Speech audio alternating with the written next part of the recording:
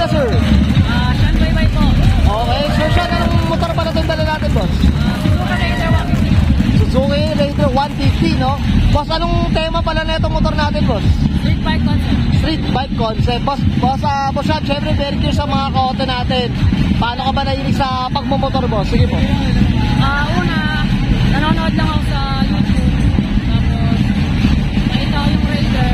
Tapos, ano siya, ulat ako na nabili sa bahay. Tapos, yun, naisip ko mag-set up. Yun na, okay. So, dito sa Auto Culture, boss, Sean, tingnan na natin yung mga pesang nilagay mo dito sa motor mo, boss, ha? So, tara, check natin.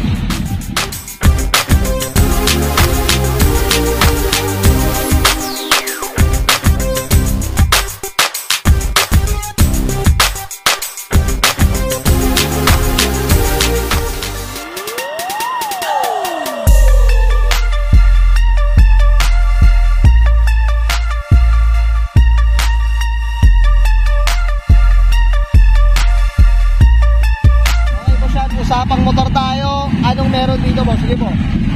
Una, ito, EMD na gulong, Zeta rim, tapos hub na pang-wave 125. Okay. Tapos Brembo caliper. Oh, yan, Brembo. Ito, ilang pat ba to? Ano ba? 2-pat, 4-pat? Ano bang? 2-pat.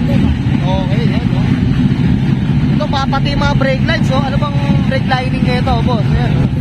Brake hose, switch. Na brand. Ulit din. Okay. Ito, boss, dito naman. Dito tayo sa ibabaw, boss. Sige po. Brembo P19. Okay. Ito, kabilaan. P19. Tapos Brembo na slim switch. Slim switch. Ito, napalitan na rin talaga lahat. Napalitan na. Kumbaga, wala na yung stock na ito na lalaki. Wala na. Ito, boss, ito napansin ko kalansay na, no? Wala na yung bearings, eh. Sige, boss, anong kwento na ito, boss? Sige po. Tsaka ito, all-in stub na 10A. Ito ba, magkano presyon na ito, boss? Ito, medyo, alam ko, milyon ang usapan na ito. Ano ba? Anong presyon yan? Magkano presyon yan? Sige po. Hindi ko po alam eh. Ano lang po siya. Ay, PM na nung sa atin ito. Sikreto na natin. Sige po, Peter po. Sige po. Tapos, ito, super speed na alloy tank. Gas tank. ARP. Flat seat. Flat seat, ito.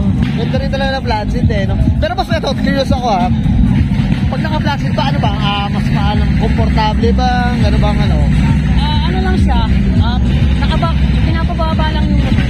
Okay, pero yung comfort mo naman, okay naman. Okay naman. Okay, ano, siyempre. Sige po, switch tayo sa mga muffler na ito. Sige po. Koyo na pipe. Original Koyo. Okay. Tapos KRB shifter. Na version 2. Grabe. Ang ganda, eh. Tapos RCB na DGD. Na suspension, no? Suspension. Suspension. Tapos CRB na swing arm, plus 2. So, magkano ba yung mga presyo ng mga JRP na yan? JRP, nabili ko siya 40. 4,100. Mahal na rin talaga kahit motor, eh, no? Malugo na rin. Sige, boss, dito, sa likod, meron pa ba? Ito, yung tahan na to, ina-repaint ko lang siya sa malapit sa amin. Okay. Baka ito, repaint, pina-repaint. Okay, no? Ganda, no? Iba rin, ganda rin talaga pag yung mga kulay na medyo, ano, no? Yung white yung datingan, eh, no? Okay. Kaya kasama yung crankcase, pinablock ko siya. Okay. Repaint na rin. Repaint na rin. Pero patinta din, nakitang-kita na, boss, eh, no? Okay. Okay. Boss, okay na tayo dito sa ano natin, Raider natin. Okay? Yan, thank you. Okay, yan, sakita natin itong Suzuki Raider natin ni Boss Sean. Bye-bye, Boss Sean. Dito sa Auto Culture na tayo. Shoutout na tayo, boss. Sige po, go po.